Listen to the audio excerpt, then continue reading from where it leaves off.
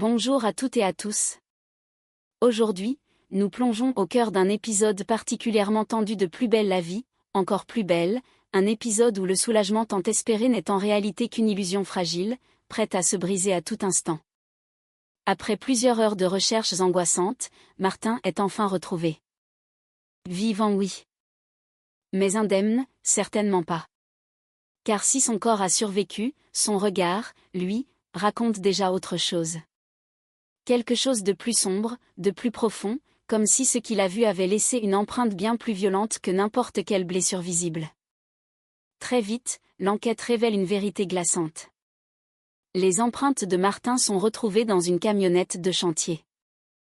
Un simple détail en apparence jusqu'à ce qu'une information capitale fasse tout basculer. Le conducteur de ce véhicule serait impliqué dans un meurtre. À partir de là, plus rien n'est anodin. Ce n'est plus une fugue. Ce n'est plus une disparition inquiétante. C'est une plongée brutale dans une affaire criminelle où un adolescent s'est retrouvé au mauvais endroit, au pire moment. Pour Luna, le choc est immense. La peur change de visage.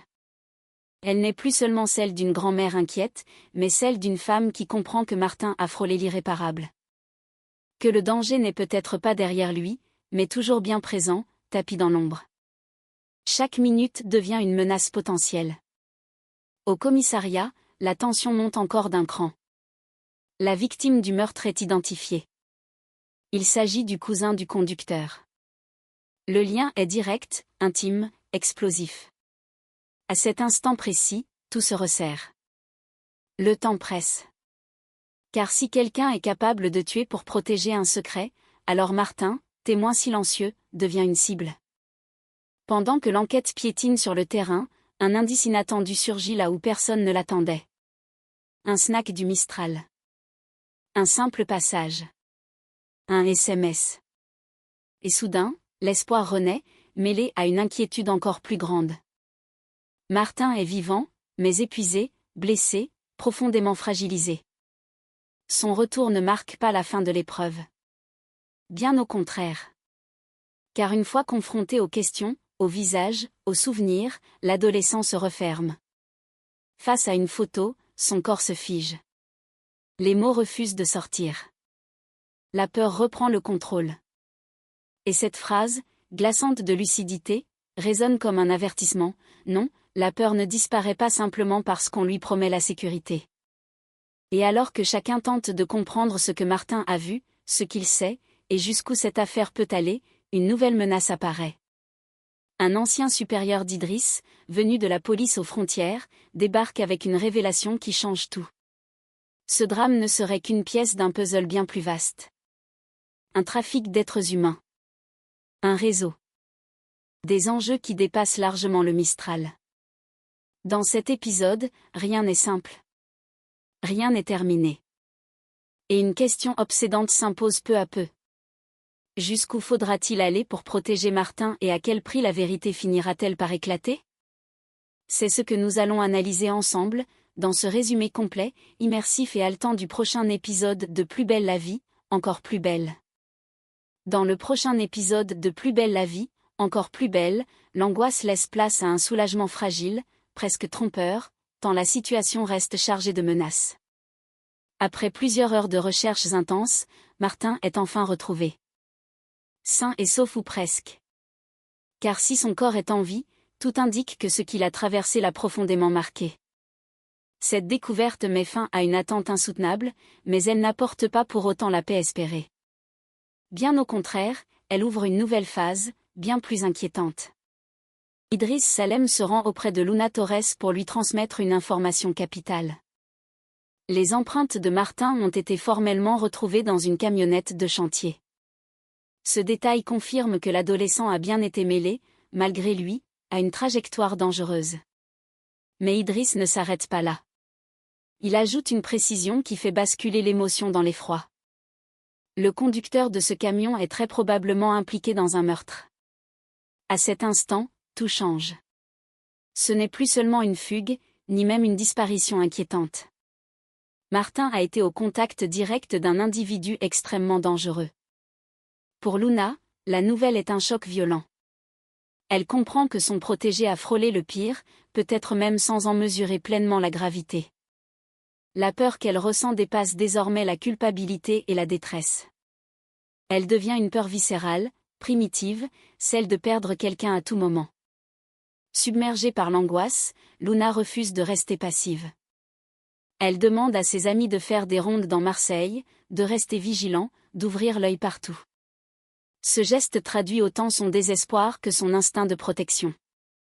Elle sait que chaque minute compte, que le danger n'est peut-être pas encore totalement écarté, et que Martin pourrait encore être exposé. Ce nouvel épisode installe ainsi un climat de tension extrême. Martin est retrouvé, mais l'ombre du crime plane toujours. Et désormais, une question s'impose, lourde et inquiétante, qu'a réellement vu Martin, et jusqu'où cette affaire peut-elle encore entraîner ceux qui tentent de le protéger? Au commissariat, la pièce du puzzle qui manquait finit par s'emboîter, et l'ambiance bascule immédiatement dans l'urgence. Idriss Salem, Stanislas et Patrick Nebou découvrent l'identité de la victime. Il ne s'agit pas d'un inconnu. Le mort est le cousin du conducteur de la camionnette. Cette révélation change radicalement la lecture de l'affaire. Tout se resserre.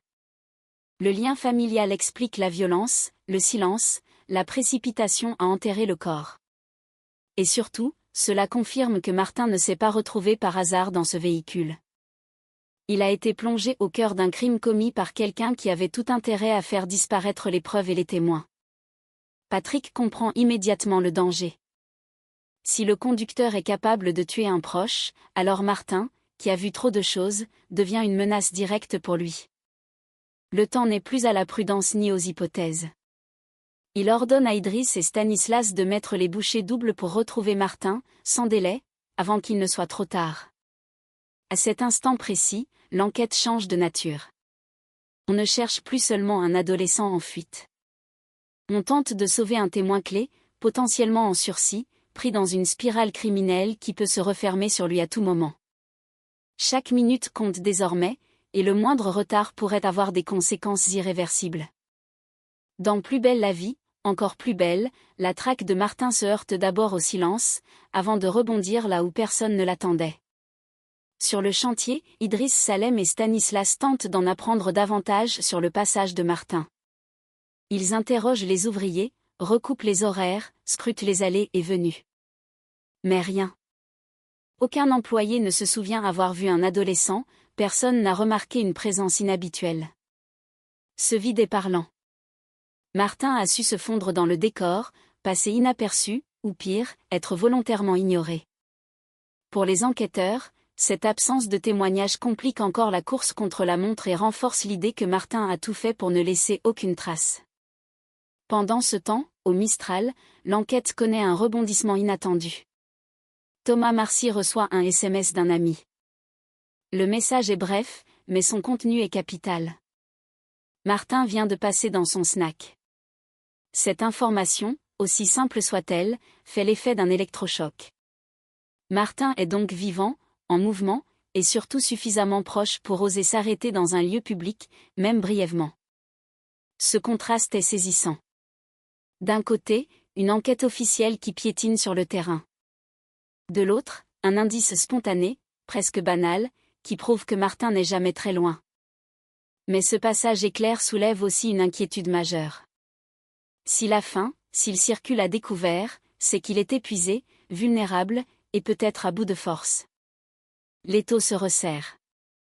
Les pièces du puzzle continuent de tomber, mais le danger reste omniprésent.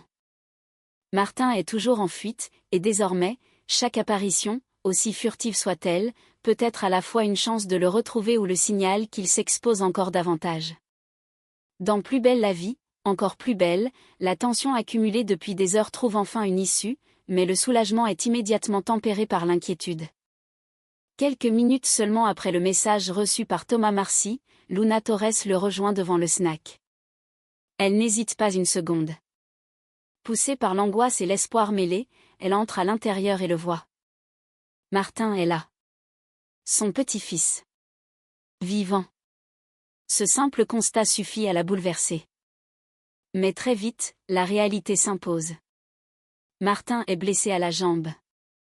Il tient à peine debout, visiblement affaibli, marqué par les jours de fuite et par ce qu'il a traversé. Luna comprend immédiatement que ce n'est pas une simple escapade qui s'achève, mais une épreuve qui a laissé des traces profondes. Sans perdre de temps, elle l'emmène aussitôt au cabinet médical du Mistral.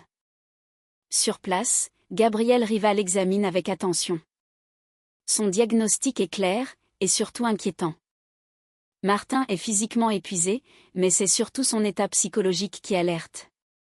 Gabriel explique à Luna que l'adolescent est en état de stress post-traumatique, très probablement provoqué par un choc violent ou une situation extrêmement éprouvante. Il décrit un mécanisme précis. Le cerveau de Martin est comme resté bloqué en mode alerte, incapable de redescendre, toujours prêt à fuir, à se défendre, à survivre. Ces mots résonnent lourdement. Ils donnent enfin un sens au silence de Martin, à sa fuite, à ses réactions excessives et à son mutisme. Ce n'est pas seulement un adolescent en colère ou en crise. C'est un jeune profondément traumatisé, dont le corps et l'esprit n'ont pas encore compris que le danger immédiat est passé. Cette retrouvaille tant espérée marque donc un tournant majeur. Martin est enfin en sécurité, entouré, pris en charge. Mais ce retour au Mistral ne signe pas la fin de l'épreuve. Il ouvre au contraire une nouvelle phase, plus intime, plus délicate, où il faudra réparer ce que la peur, la violence et la fuite ont brisé. Pour Luna, le soulagement est immense mais la route pour aider Martin à aller mieux ne fait que commencer. Dans Plus belle la vie, encore plus belle, le retour de Martin au commissariat ne ressemble en rien à une simple audition. C'est une épreuve de plus, peut-être la plus difficile, celle où les mots se heurtent de plein fouet au traumatisme. Convoqué pour répondre aux questions de Idriss Salem et de Stanislas, Martin entre dans la salle d'interrogatoire déjà sous tension. Son corps est là, mais son esprit semble encore ailleurs, coincé dans ce qu'il a vu et vécu. Lorsque les policiers lui montrent une photo de Ziad Slimani, tout se fige. Martin se raidit instantanément. Son regard se vide, sa respiration se coupe. Puis il lâche, presque mécaniquement, comme un réflexe de survie, il ne le connaît pas, il ne sait rien. Cette réaction n'est pas celle d'un mensonge construit. Elle trahit au contraire un choc profond. Martin n'argumente pas, ne se défend pas. Il se ferme. Comme si son cerveau refusait catégoriquement de rouvrir la porte sur ce qu'il a vu. Le traumatisme est là, brut, encore à vif, et il domine totalement la situation. À ses côtés, Luna Torres tente de le rassurer. Elle lui promet que tout est fini, qu'il est désormais en sécurité, entouré par la police, par les adultes, par le cadre rassurant du Mistral. Mais la réponse de Martin tombe, glaçante, d'une lucidité terrible. Il lui dit simplement que ça ne fonctionne pas comme ça. Cette phrase dit tout. Pour lui, la peur ne s'arrête pas parce qu'on le lui affirme. Elle est encore là, tapie, prête à surgir au moindre souvenir, au moindre visage, à la moindre question. Martin sait quelque chose que les autres commencent à peine à comprendre, ce qu'il a vu ne disparaît pas avec une promesse de protection. Cette scène marque un moment clé. Martin est physiquement revenu, mais psychologiquement, il est toujours prisonnier de ce qu'il a traversé. L'enquête avance, mais elle se heurte désormais à une réalité plus complexe. Comment faire parler un adolescent dont l'esprit est encore coincé en mode survie? Et surtout, jusqu'où cette peur peut-elle encore l'empêcher de se libérer de ce qu'il sait? Dans Plus belle la vie, encore plus belle, la soirée prend une tournure inattendue pour Idriss, et l'affaire bascule soudain dans une dimension bien plus vaste et inquiétante. Alors que la tension autour de Martin est déjà à son comble, Idriss Salem reçoit une visite qu'il n'attendait pas. Hubert Joseph se présente au commissariat. Ce visage, Idriss le connaît parfaitement. Hubert n'est pas un collègue comme les autres. C'est l'homme qui l'a formé à la police aux frontières. Un supérieur exigeant, rompu aux affaires lourdes, aux dossiers où la vérité se paie souvent très cher. Très vite, Hubert expose la raison de sa présence. Il n'est pas là par hasard, ni pour une simple coordination. Il mène une enquête sur un trafic d'êtres humains, un réseau structuré et dangereux, et Nabil Slimani en faisait partie. Cette révélation agit comme un choc. Ce que l'on croyait être un enchaînement tragique d'événements isolés se révèle être une pièce d'un système criminel bien plus large. Pour Idriss, tout s'éclaire brutalement. La camionnette, les meurtres, la fuite de Martin, son silence, sa peur constante. Rien n'est accidentel. Martin n'a pas seulement été témoin d'une violence ponctuelle. Il a mis les yeux sur un univers criminel où les témoins deviennent des cibles. Hubert Joseph, lui, ne tourne pas autour du pot. Son objectif est clair. Il veut faire parler Martin. Non par cruauté, mais parce que la vérité est indispensable pour faire tomber le réseau. Sa détermination est palpable. Habitué aux enquêtes sensibles, il sait que chaque information arrachée à temps peut sauver d'autres vies mais aussi que la moindre erreur peut briser définitivement un adolescent déjà traumatisé. Cette arrivée change profondément l'équilibre de l'affaire. L'enjeu n'est plus seulement de protéger Martin ou de résoudre un homicide. Il s'agit désormais de démanteler un trafic d'êtres humains, avec tout ce que cela implique de danger, de pression et de zones d'ombre. Idriss se retrouve alors face à un dilemme silencieux. Entre son devoir de policier, l'autorité de son ancien formateur et la fragilité extrême de Martin, la marge de manœuvre devient infime. Une chose est sûre désormais, la vérité que détient Martin dépasse largement le Mistral. Et ceux qui la recherchent, comme ceux qui veulent la faire taire, sont prêts à aller très loin. Dans Plus belle la vie, encore plus belle, le retour de Martin ne signe pas la fin du danger, mais le début d'une épreuve bien plus silencieuse, bien plus intime. Le corps est revenu, mais l'esprit, lui, reste prisonnier de ce qu'il a vu, de ce qu'il n'arrive pas encore à formuler. Et parfois, le plus grand combat ne se joue pas contre un ennemi visible, mais contre une peur qui s'est installée trop profondément. Autour de lui, chacun fait ce qu'il peut. Luna tente de protéger, de rassurer, d'aimer plus fort que l'angoisse. Idriss se retrouve pris entre son devoir, son passé, et la fragilité d'un adolescent qu'il sait en danger. La police avance, mais se heurte à un mur invisible, celui du traumatisme, celui du silence imposé par la peur de représailles. Et désormais, l'affaire dépasse largement le cadre du Mistral. Ce qui semblait être un drame isolé révèle peu à peu l'existence d'un réseau, d'un trafic, d'un monde où les témoins deviennent des cibles et où la vérité peut coûter très cher.